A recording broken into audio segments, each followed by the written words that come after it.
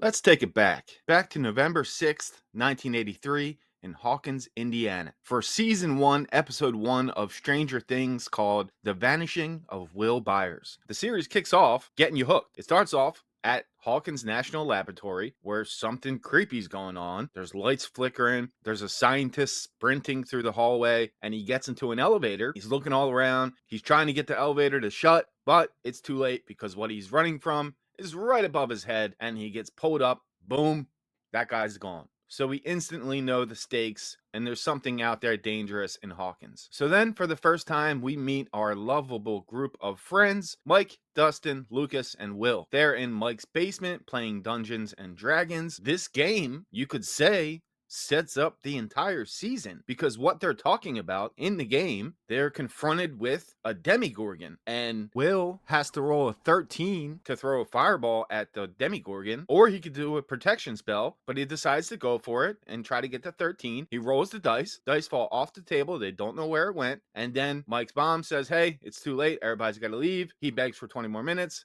You've been playing for 10 hours already, everybody get out of here. So they leave, but before they leave, Will tells Mike, yo, I actually rolled a 7. The Demogorgon got me. So what happens next? They bike home, but we see Will takes a detour and he goes through the woods right near the lab that we just saw. And then we see a tall, shadowy figure, not really having a face.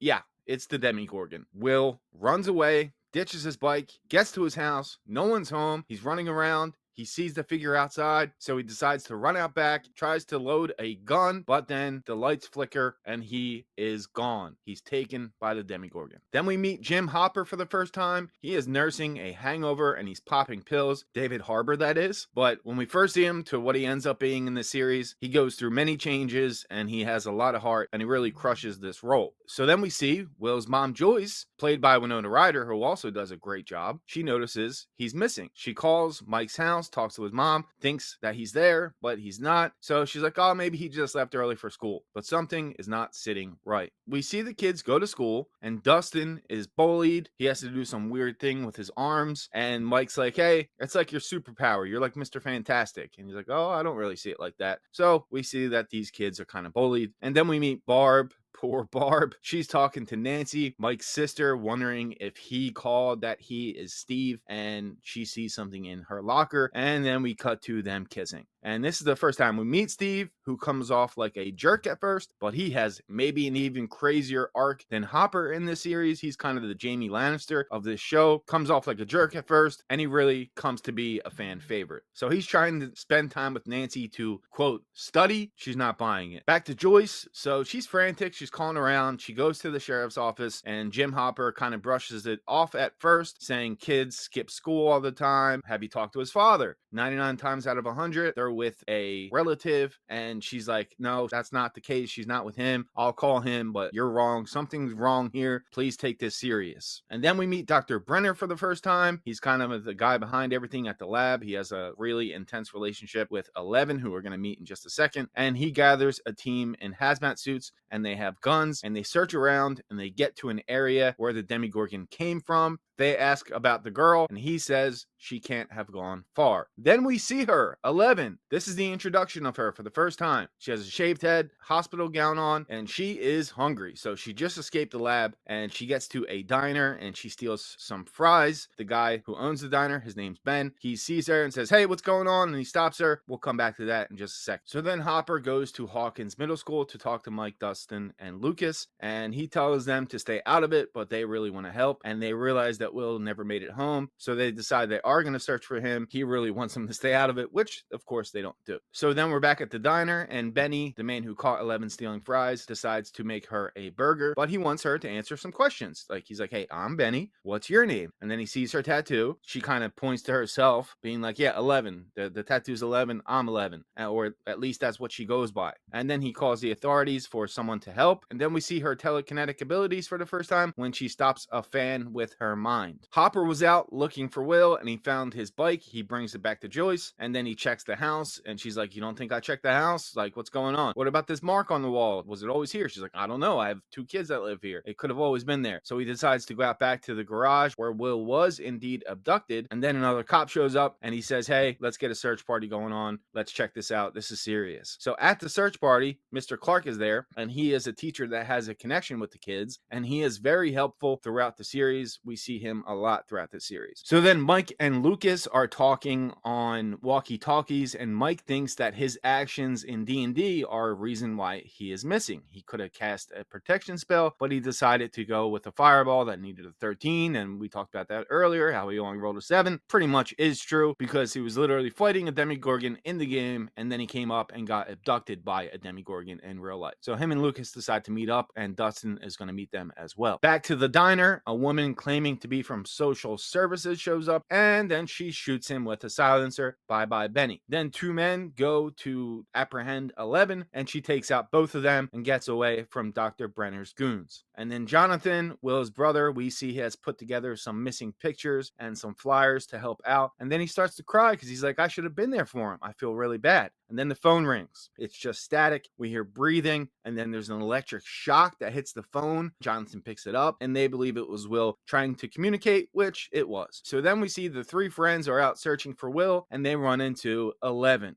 Here we go. On to episode 2, The Weirdo on Maple Street. It opens up in Mike's basement because Mike, Lucas, and Dustin had just stumbled upon a random little girl, and they don't know who she is, so they want to find out some stuff about her. So they ask her all types of questions, even if she has cancer, because of her shaved head. She's just silent. She doesn't want to say anything at all at the moment. And then they're like, hey, here, change. Put on these clothes. And she's about to change right in front of them, and Dustin has a little mini episode because of it. And they're like, no, go back here. So they take her back to a private room, but she doesn't even want to close the door fully because she's so scared because of where she just was. So she wants the door cracked a little bit, and she finally talks to Mike in this moment. As she's getting changed, the boys argue on what to do. Dustin wants to tell Karen, Mike's mom, and Mike shuts this all down. Lucas is against it too. He just wants to tell some parents, but Mike's like, no, we do it this way, and maybe we can find information out about Will. So they agree to keep it a secret. So they leave, and Mike sets up her tent for her to sleep in, and they talk. And he says, so what's your name? And he sees her tattoo, and he goes, wait, is that real? Sorry, I just never saw a tattoo on a kid before. And then she points at herself, saying, yeah, that's me, 11. And he goes, oh, cool, maybe we can call you L, short for 11. So they start to bond already. Hopper shows up to Joyce's house. She is a wreck. She's sure it was Will on the phone. He's skeptical. He's like, I don't know. It could be this, could be that. Have you talked to Lonnie, the father? No. All right, well, I'm going to go talk to him. And then Jonathan says he wants to go. And he says, no, stay here. Stay with your mom. I'll talk to him. He doesn't listen to him. Now Mike is at breakfast the next morning, and he eats his Eggos really fast, and he puts one aside for Elle, which starts her obsession of Eggos, which I love. Mike goes down to give her the Eggo, and he asks if she's in trouble. She just says, bad. Do they want to hurt you? And she puts 2 fingers up to her head like a gun, and then points them at him, saying, yeah, it's bad. It's real trouble. At school, Steve invites Nancy to a party, and then they see Jonathan hanging up a missing poster, and they're talking crap on him. The one kid says, oh, he probably killed him. And then Nancy feels bad, and she goes up to talk to him to try and console him, and their relationship really blossoms quite soon. Then we see that Mike had actually skipped school to show Elle around the house, and her first experience on a lazy boy is a roller coaster. She's having the time of her life. Joyce goes to the place she works to get a new phone since the last one got electrocuted. And she's talking to her boss. She's like, look, I'm going to need a 2-week advance. I've always worked holidays. I worked here for 10 years. Cut me some slack. And you know what? Throw a pack of Camels in there while I'm at it. Quickly, we see Dr. Brenner go to Joyce's house while no one's home with some of his goons, and they are getting readings, which takes them to the shed where Will was indeed abducted, and they see some type of residue on the wall, and Brenner says, get some samples from that. Back to Elle and Mike. She sees a picture of Will and points at it. Mike wants to know if she knows him. It seems like she does, but at this time, his mom comes home, so she has to hide in the closet, and he says, I promise it'll work out, and then she learns what the word promise means. The closed space gives her flashbacks of her being tested on while screaming Papa to Brenner. So this is as an audience when we learn that her and Brenner at least used to have a close relationship, and she's crying by the time Mike comes back, but she says, I'm okay, I promise. Jonathan then gets to his dad's house and he's looking for Will. But his dad seems like kind of a piece of shit and it doesn't really go anywhere. Lucas and Dustin then show up to Mike's house and they're freaked out that Eleven's still there. They're like, what are you doing? Are you out of your mind? We gotta tell your parents. Then Mike says, no, guys, she knows about Will. She might be able to find him. And then Lucas freaks out. He starts demanding answers and then he's like, you know what? Screw this. I'm telling your mom. But then Elle uses her powers to slam the door and she says no. So they see that she has powers for the first time. Then Mike, Lucas, and Dustin bring Elle food again and apologize for earlier saying, hey, we just want to find our friend. And she goes, friend? And then she learns what a friend is. They tell her what it means. So she's learning new things today. And then Barb and Nancy are going to Steve's. You know, Nancy really wanted to go, but she kind of guilt-tripped Barb into going, saying, you know, it's going to be fun. Let's go. Barb's really hesitant about this. She does not want to go. And when they get there, she says, you know, he just wants to get in your pants, right? So she's really against this whole Steve situation. Then we see a scene of Elle with the gang and tells them that Will is hiding. They say, from who? The Demogorgon. She puts the D&D piece of the Demogorgon on the table and lets them know that that's what he's hiding from. So then we see Jonathan is out taking photos looking for his brother, and this comes in handy later on, but he hears screams. It's just Steve's party. They're shotgunning beers, having fun. Barb's not, so they peer pressure her to shotgun a beer, and she does, and it cuts her hand. Oh boy. Joyce was waiting by her new phone all day. She finally got a call, and it's just like last time. A lot of whispers, a lot of this and that, but the phone zaps again, and the connection is lost. And then shit goes crazy in her house. Lights are flickering. Something looks like it's coming through the wall, like a Demogorgon is coming through the wall. It's like she's on acid, and then she freaks out, leaves the house, but then sees the lights flickering again, and goes back inside, intent on figuring out what Will is trying to communicate to her. Back to Steve's house, Nancy tells Barb to just go home. She's fine. She's going up to his room, and Barb goes, hey, this isn't you. What are you doing? You should go home. And she's like, no, I'm gonna stay. I'm fine. Trust me, I'm fine. So Barb doesn't go home. She sits out by the pool, and Jonathan is still snapping pictures, and then we see a drop of blood, because her hand is cut, hits the pool, and then out of nowhere, the Demogorgon comes and snatches her up. Bye, Barb. Man, that poor girl didn't even want to be there. And Nancy and Steve are like 20 feet away making out as the episode ends. Episode 3 is called Holly Jolly. There's Barb. There she is. The episode kicks off showing us the Upside Down for the first time. She's trapped in a creepy, empty version of Steve's pool. She's covered in vines and slime. Doesn't look good. She's terrified, screaming for Nancy, but the Demogorgon shows up and it's closing in on her. At the very same time, Nancy and Steve are still making out. Barb is fighting for her life, literally, and the Demogorgon is throwing her around like a rag doll as she gets dragged into the pool. Then we see Nancy get home. It's very late. It's past 10 p.m. and her mom is pissed because of everything going on. She didn't want her to stay out late to begin with, and now she's even more mad. Jonathan sees his mom Joyce talking to nothing. She says he's trying to talk to me through the lights. He does not believe her, which leaves her very frustrated. He says she needs to stop and that the cops are going to find him. The boys and Elle are preparing to go search for Will. Dustin wants her to use her powers on demand, and Mike says, chill dude, she's not a doll, you can't just make her do it. Mike tells Elle to meet them after school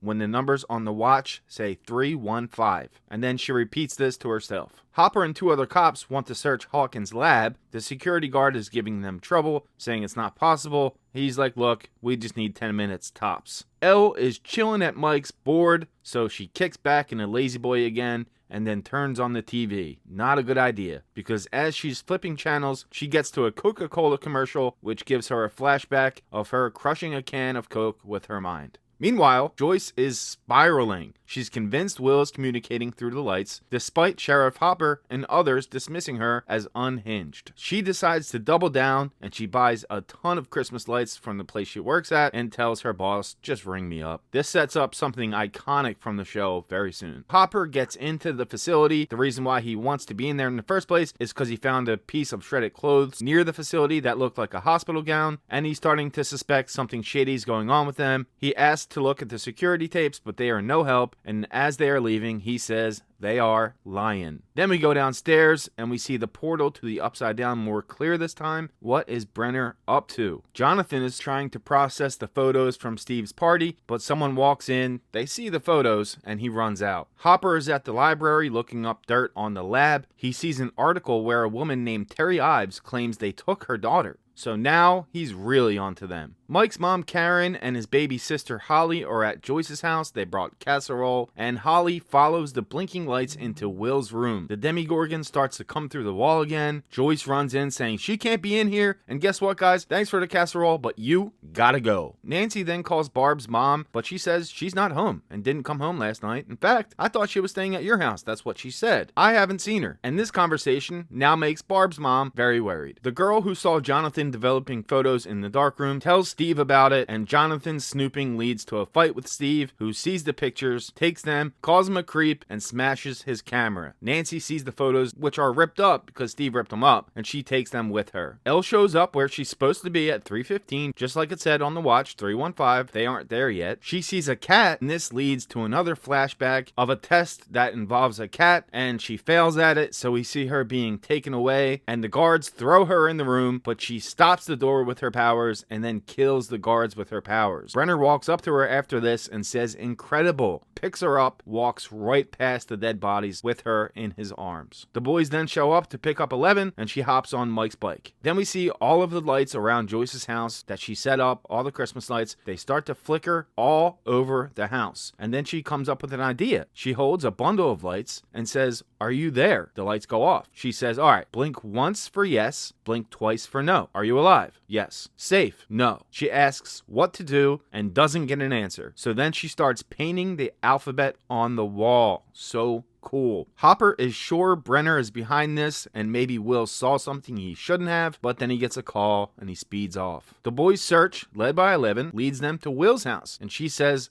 "Hiding." And they go, "Here? No, this is where he lives. He can't be hiding here." But then they see cops and an ambulance speed by, so they decide to follow it. Then we get the iconic light wall. She has painted the alphabet with lights all around them so that Will could spell words out. She says, "Where are you?" He says, "Right here." Then she says, "What should I do?" And the lights spell out, "Run." And then the Demogorgon comes through the wall. Shit's crazy. So she runs off. Then we get the emotional gut punch, especially the first time watching this show. Hopper joins the search party by the quarry, and they pull a body from the water, and it looks like Will. Mike, watching from a distance, says, "It's not Will. It can't be." Lucas says, "That is Will." Mike is devastated. They're all crying, all the boys. And then Mike lashes out at 11 for giving them false hope. At the end of the episode, Mike is crying in his mom's arms, believing that Will is dead. On to episode 4, called The Body. The episode kicks off with everyone dealing of the discovery of a body at the quarry believed to be Will's. Hopper is telling Joyce about Will's body, and she says, "Whoever you found, it's not Will." She tells Hopper that she's been communicating with him through lights. "I talked to him a half an hour ago," she says. Hopper tries to console her by talking about his daughter Sarah, who died. He said when that happened, he saw her too. He didn't know what was real. She insists that this is different, saying, "I need you to believe me." He says, "Go to the morgue tomorrow and see him for yourself. But for now,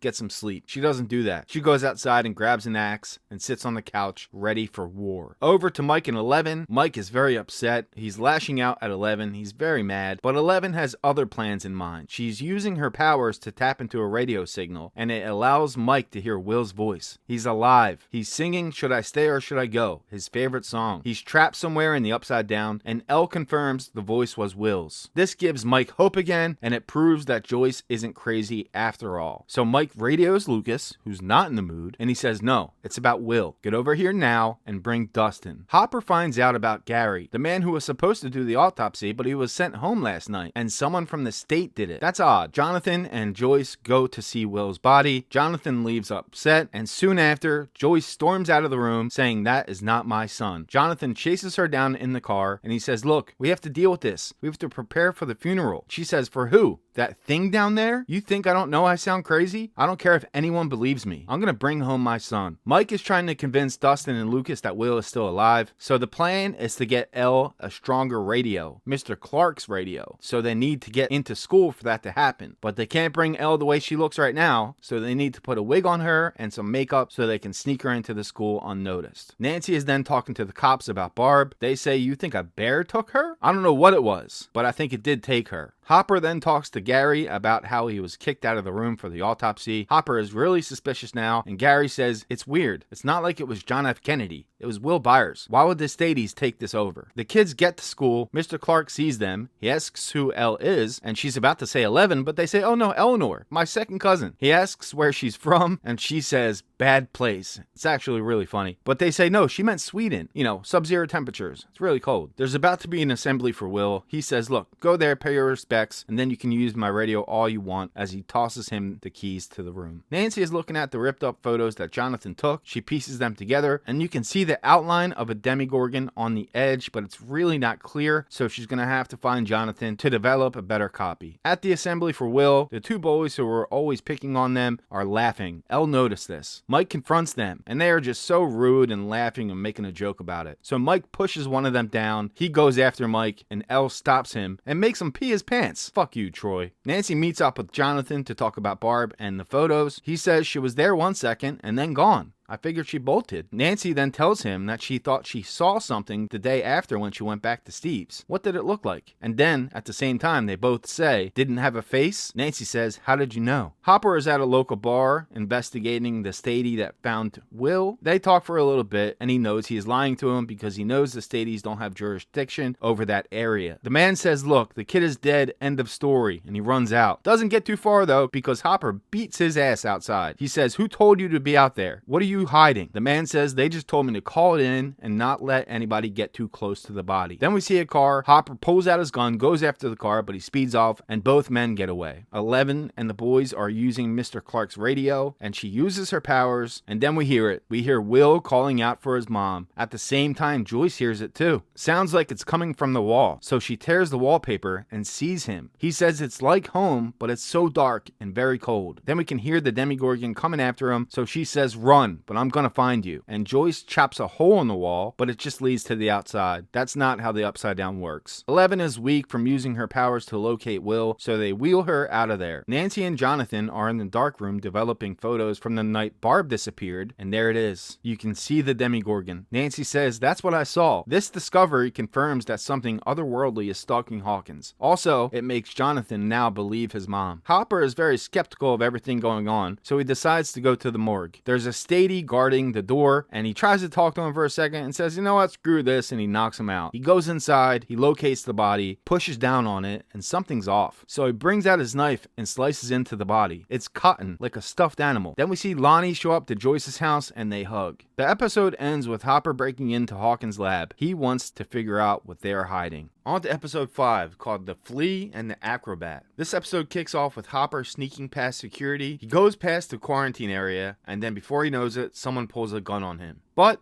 before they know it, he knocks them out. And then he steals a badge from the other guy to get to where he needs to go. Hopper is deep in a restricted area, calling out Will's name, believing he might be in there. And then he stumbles into 11's room. We can tell it's hers because of the picture up that says Papa. Over to 11 and the boys, she tells them about the upside down. And then Mike tries to make sense of it to Dustin and Lucas by using D&D as a reference. They pull out their D&D guidebook and compare it to the Veil of Shadows. They ask Elle how to get there, and she says she doesn't know how. Then Hopper sees the entrance to the upside down, but men in masks inject him with something and he is knocked out. Jonathan comes home and notices his father is there, and he is not happy with that. He asks Joyce if the thing she saw came back. His dad's all pissed, saying don't feed into this, she needs serious help, and then he tells his dad, go home. Then we see everyone getting ready for the funeral because we know it's not really Will's body. They go because Hopper didn't get to tell anyone that the body was a fake. Then Hopper wakes up at his house. He pulls his gun, goes outside. He's like, what the hell just happened? And he's searching his place for bugs. He basically trashes his entire house before he finally finds the bug. Nancy and Jonathan talk about tracking the Demogorgon. What do we do if we see it? We kill it. And then Jonathan gets a gun. The boys then talk to Mr. Clark about alternate dimensions. He tells them about parallel universes. How do we get to the Veil of Shadows though? And he knows what that is. He says, picture an acrobat. In our universe, we can move forward or backwards. So can a flea. But a flea can travel on the side and underneath the rope. They ask, is there any way for the acrobat to get there? He folds the paper in half and then jams a pen through it and says, only if you can create a doorway. They ask, what if it already exists? He says, we would probably know if it did. The boys, with their info from Mr. Clark, ask if Elle knows where the gate is.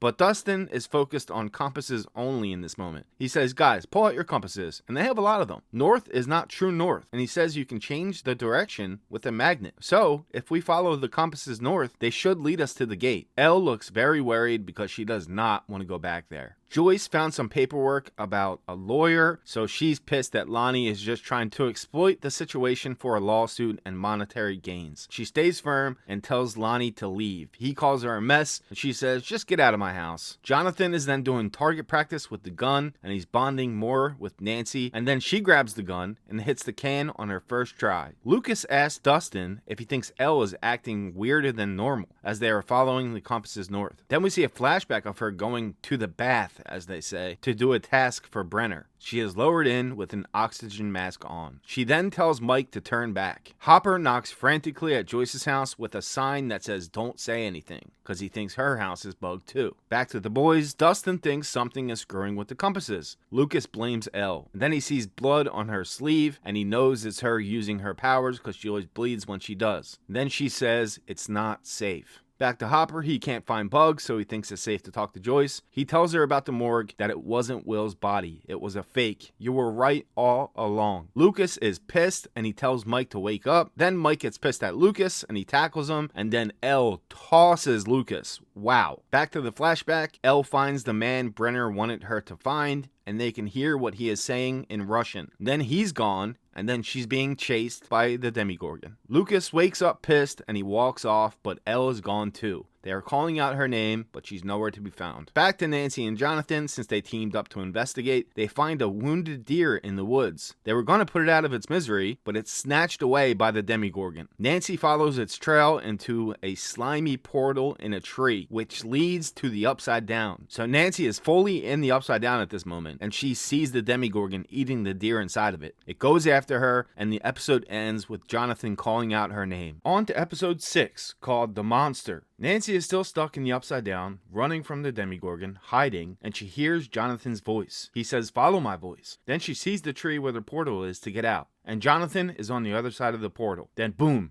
her hand pops out. He falls back, and then he pulls her out. She's really scared and shook, and they are hugging, and then we see the portal closes back up. Then Steve goes to check on her, and he sees Jonathan is in her room consoling her. He gets jealous, and this matters later. Hopper is with Joyce, and he's telling her about the lab and how he saw Eleven's room. He doesn't know it's Eleven's room. He just said it was a kid's room. He said it felt like a prison. She said, how do you know it was a kid's room? He said, because there was a stuffed animal, there was drawings. It was a kid's room. She says, were the drawings any good? He says, no, they were kid drawings. It was stick figures. And then she says, well, it can't be Will then. And then she shows his drawings, which are really good for a kid. Then he remembers what he saw when he was looking up dirt. He brings up Terry Ives, who claims she lost her daughter Jane and that they took her. She sued, but nothing happened. Hopper comes to the realization, what if he's been tracking the wrong kid? Nancy takes a shower, and she's really shaken up after seeing the Demogorgon and getting so close to it, and she asks Jonathan to stay the night. He sets up on the floor to sleep there, but she says, nope, get up here. I'm terrified. I need you in bed. The next morning, Nancy comes up with a plan on how to draw the Demogorgon out. She said Barb was bleeding, the deer was bleeding. What if blood can draw it out, and then we can trap it and kill it? So that's their plan. Over to Mike. He's upset for yelling at Elle since she was just trying to protect them. Dustin says that might be true, but look, you need to make up with Lucas. You hit him first. That's the rule. You gotta shake his hand. So first we'll do that, and then we'll go find 11. Then we see her. She slept in the woods, and she's hiding out by herself. Back to her in a second. second. Mike apologizes to Lucas. He says he'll shake his hand if they go on without 11. And then they cannot agree on this. Mike's like, we need 11. She has powers. If we go without her, it's like R2-D2 facing Darth Vader by himself. We have no shot without her. Back to 11. She's on the run. It seems like she's struggling with guilt. Then we see a flashback of her time in Hawkins Lab, where Brenner is pushing her to make contact with the Demogorgon. So she goes in the sensory deprivation tank, and we get more on this later. And this is how the portal to the Upside Down was opened. Elle's journey leads her to a grocery store, and she steals some Eggo waffles, which is very iconic. And then on the way out, someone's saying, hey, you have to pay for that, and she slams the door, and it shatters. Hopper and Joyce get to Terry Ives' house. She's not speaking, and her sister says, you're wasting your time. Lucas gets ready for war solo. Mike and Dustin head out too. They get to the store that Elle robbed and know she was there, so they decide to follow her tracks. Terry's sister said she had a miscarriage in her third trimester, so it's not possible that they stole her kid. She says she pretends that Jane is real, and she's special, born with abilities. And while she's saying this, they cut in Elle using her powers throughout the show. She explains the abilities that Terry Ives said she has, and they all match up with what 11 can do. So maybe Terry's not so crazy. Nancy and Jonathan are shopping for supplies to kill the Demogorgon. Nancy says they are monster hunting as they are checking out. Someone drives by and says, can't wait to see your movie, Nancy. And then she panics. She runs to the movie theater, and it says Nancy the Slut on the now playing sign. Then she sees Steve in an alley. He accuses her of cheating, tells her to go to hell, and then he calls Jonathan a screw up, calls his whole family a screw up, talks shit on Will, and then Jonathan loses it and punches him. Steve tackles him, but Jonathan ends up beating his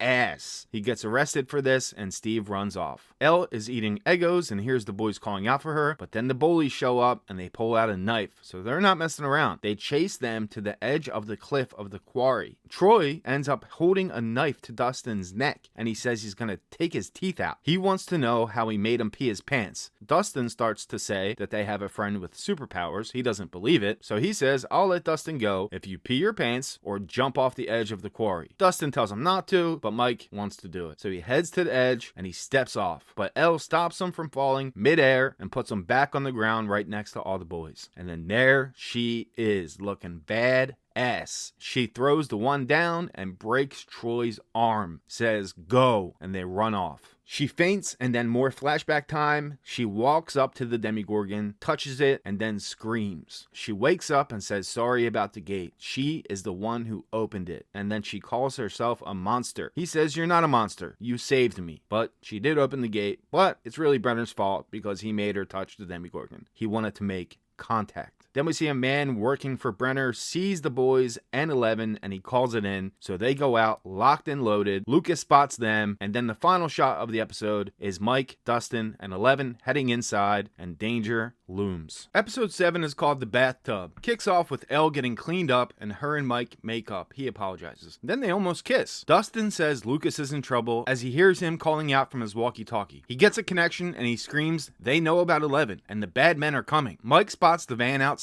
and Dustin says, let's get out of here. Outside on the bikes, Brenner spots Elle and they take off. Vans are on their tail, they're right behind them, and then they're getting closed in from both sides, and boom, Elle flips the van in front of them. So iconic. When they are safe, Lucas says, that was awesome. Then he apologizes to Elle for saying that she's not on their side. She says, friends don't lie, I'm sorry too. Mike's sorry, everyone's sorry. And then Mike and Lucas finally shake hands. Hopper and Joyce get to the station and they find the monster hunting supplies in Jonathan's trunk. He's asked to explain this. He says, you're not going to believe me. Hopper says, give me a try. The boys and Elle discuss how to get into the lab. They call it a fortress, and Lucas says it's guarded by soldiers. And then a helicopter is over them and they hide inside an abandoned bus. Jonathan and Nancy then share their info on them hunting the Demogorgon, and then Troy comes in to tell on 11 for breaking his arm, and he tells Hopper about her powers. And it's all starting to make sense to Hopper now. Hopper notices the chopper and he says that's for them. Jonathan has an idea of how to find them, so he goes home and gets the walkie-talkie. They don't trust it, think it's a trap, until Hopper talks and he finally answers. Armed men show up to where they are hiding. He's about to go on the bus, and then Hopper takes him out and the others out, and he says, let's go.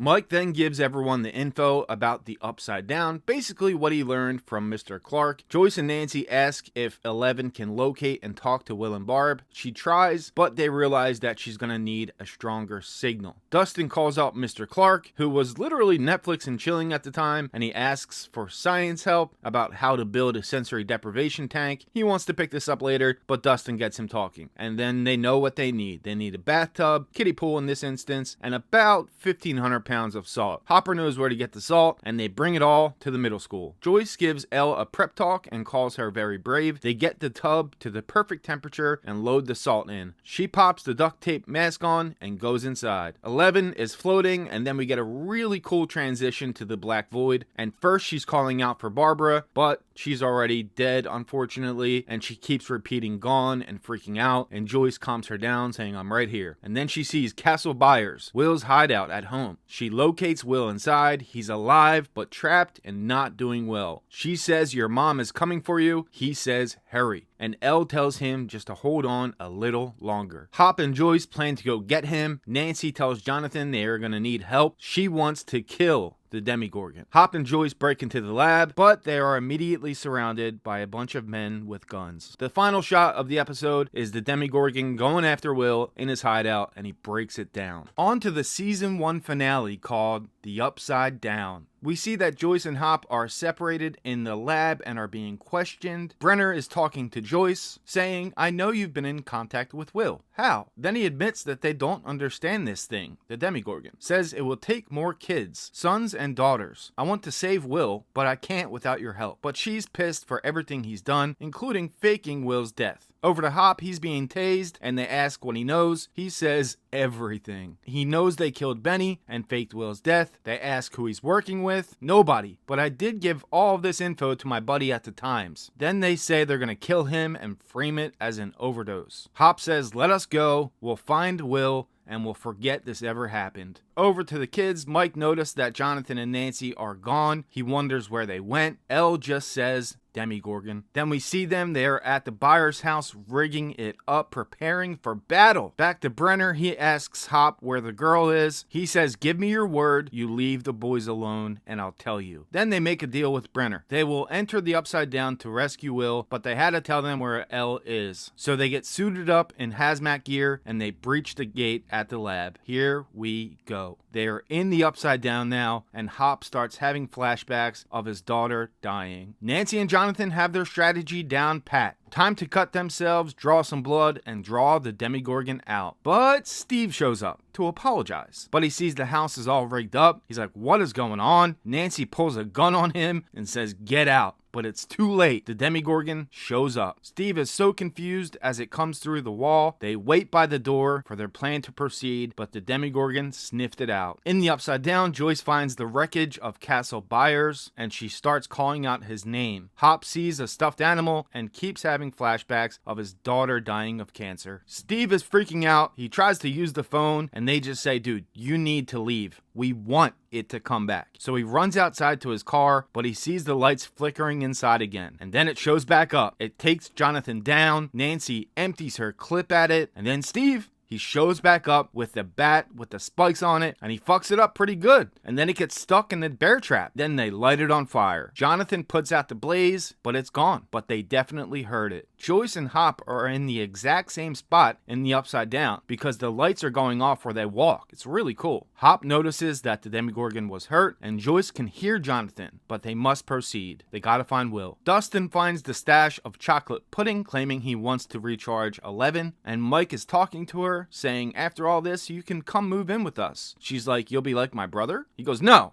that's different. Maybe we can go to the snowball together. You go to a dance with someone that you like. He's trying to explain what this means to her, but then he just kisses her. Very sweet. But Brenner and his team show up and storm the school, but the kids are not going down without a fight, especially 11. 11 kills a shitload of them all at once as they are bleeding from the eyes, including the woman that killed Benny. Then we see Brenner. The boys say fuck off, but they're picked up. Brenner picks up 11 and she says Papa. He says he'll take her back home. Elle is very weak. She calls out for Mike, but all the blood from the goons that she just killed drew the Demogorgon as it breaks through the wall. The men start shooting at it and the boys pick up 11. At this point, the Demogorgon has taken out all of Brenner's goons, and there he is, standing there helpless. The Demogorgon tackles him. Bye bye, Papa. Back to the Upside Down, Joyce and Hopper see Barbara dead. And then they find Will. He's in the library. It looks like he's hooked up to a slimy vine like a human IV drip. They cut him free, and Hop shoots the slug that was inside his mouth. Mike and Elle then share a heartfelt moment as he promises they will go to the snowball dance. And then we hear the gunfire stop outside of the classroom as the Demogorgon breaks down the wall. Lucas is using his slingshot and they are trying their best. Then he takes one last try and it gets thrown back. He thinks it might have been him, but nope, there's Elle. She's weak. Mike says stop, but she tosses him back. The Demogorgon is pinned to the wall. She looks back and says goodbye, Mike. He's crying. She says no more. She puts her hand up, drawing all the power she has left as she lets out a scream, and the Demogorgon evaporates like a Thanos snap. But she's gone too. They're calling out her name, but she is gone. In the Upside Down, Will is not breathing. They give him CPR as more flashes of Hopper's dying daughter appear on screen, but he's not gonna let Will die. And then he comes to. He's embraced by Joyce, and Hop puts a mask on him. Then we see Will at the hospital. Jonathan and Joyce are there, and then the boys go in to hug him, and they tell him all about their adventures of trying to find him. They let him know all about 11, a new friend they met with superpowers, and they're all laughing about it. Cut to 1 month later. It's Christmas time, and they're back in Mike's basement playing D&D, how this all started. They're having a ball. Jonathan arrives to pick up Will, and Mike looks to where Elle's tent used to be, very sad. On the way out, Nancy gives Jonathan a Christmas gift and kisses him on the cheek. He finds out it's a new camera, since Steve broke his last one. Then she sits on the couch next to Steve, who's cool now, but come on, she loves Jonathan. Then we get a cryptic hint for season 2. Hopper leaves food and Eggos in a lockbox in the woods. 11 is still out there somewhere. Will's back at home, and he's off. He goes to the bathroom and he coughs up a slug. And he's also still seeing flashes of the Upside Down. Poor kid. He sits down with Joyce and Jonathan to eat. He doesn't share what just happened to him as the theme song plays us out. If you're still watching, you are an MVP. Man, that brought back memories. That was so much fun watching and recapping season 1. I haven't seen it in so long, as I'm sure many of you watching haven't either. I'm Dan from Scene Invaders, the voice behind the video. Just to let you guys know, we're going to be covering season 5, and we're going to have the recaps out for season 2, 3, and 4. And also, there's going to be a monster cut of seasons 1 through 4 combined, just the essential parts. So if you'd rather watch that, be on the lookout for that. So if you're a Stranger Things fan, definitely subscribe. We have tons of coverage coming soon. And thank you again for watching. I'll see you soon.